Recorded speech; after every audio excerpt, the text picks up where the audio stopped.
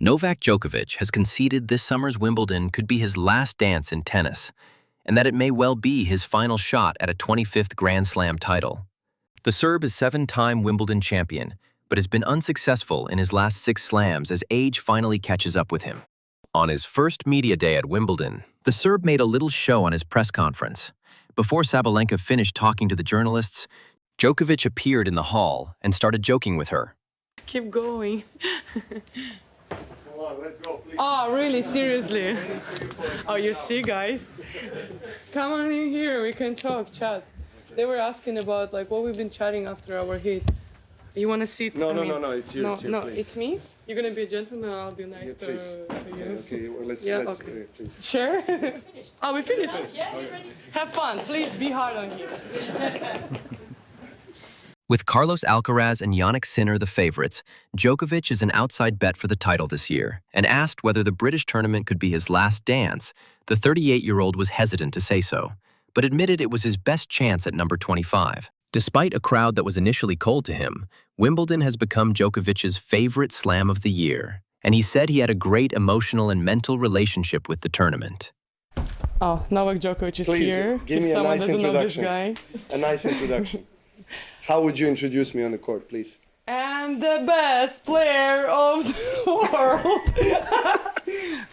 You go. Thank you. That's it.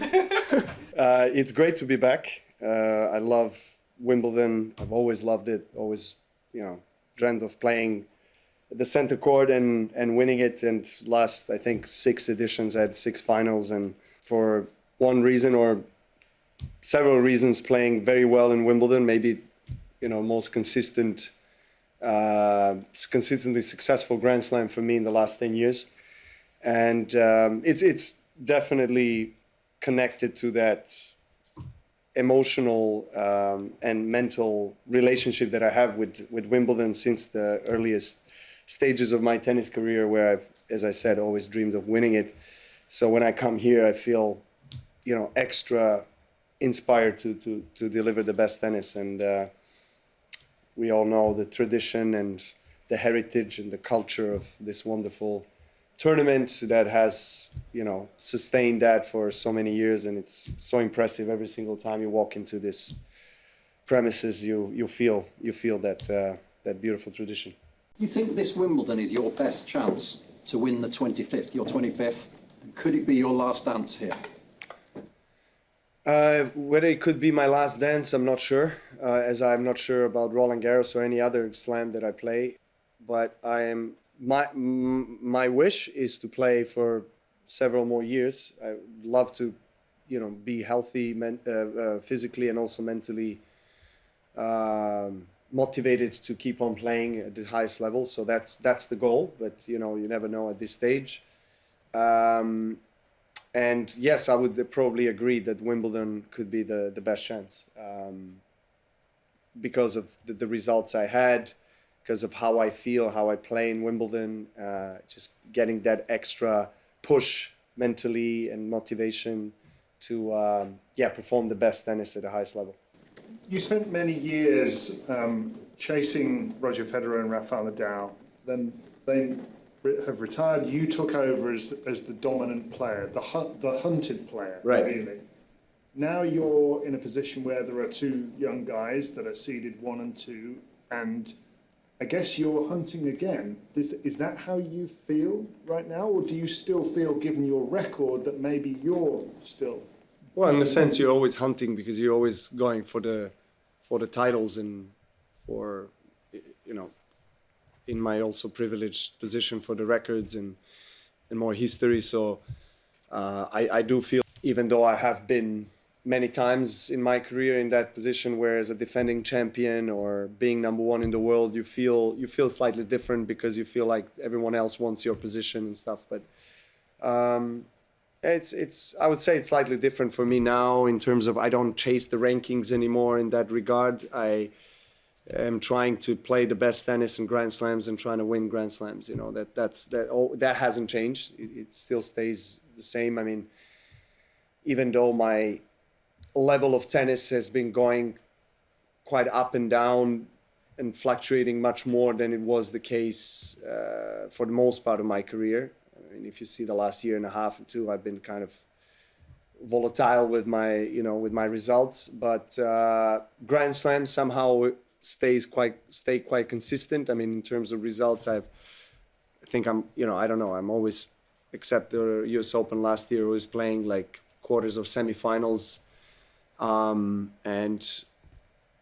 that's good. That's a good sign, because that's exactly what I want, because these tournaments give me the biggest drive still. This year I played 2 semifinals. Fortunately, in Australia I had to retire, but in Roland Garros I was outplayed by Sinner, but I think I still played a decent level of tennis that, showed me that I can still, play on a very high level at the later stages. So that's what also gives me an extra, I guess, motivation to keep going. And obviously, clay court, probably slightly less chances to win comparing to grass. Let's see. I like the way I feel right now physically, and tennis-wise, I've been playing good on the practice sessions. Obviously, completely different when you start a tournament. But yeah, I'll try to have a very good tournament and go as far as I can. We learned yesterday that Yannick Sinner changed 2 members of his team, and one of them, was also your athletic trainer, Mr. Well, both of them were with me, yeah. Both, actually, yes, sorry, both. What are your thoughts about that, and how difficult it is to find? Because also you have changed different members of your team. Recently, how difficult it is to find the right person for big players like you and Yannick? It's quite relative what the right person, definition of the right person for a certain player is. We're all different. We all have different physical constitution, or mentally we're, I guess, used to a certain way of working, and some people are a little bit more flexible mentally to maybe go out and be open-minded and learn new things and change the way they grew up, for example, of how to do fitness or how to play tennis.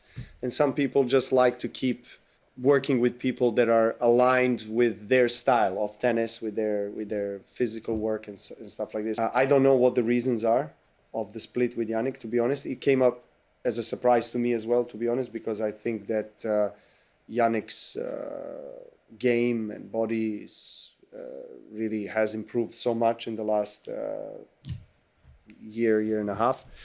And they've been an integral part of that team. So I don't know, to be honest.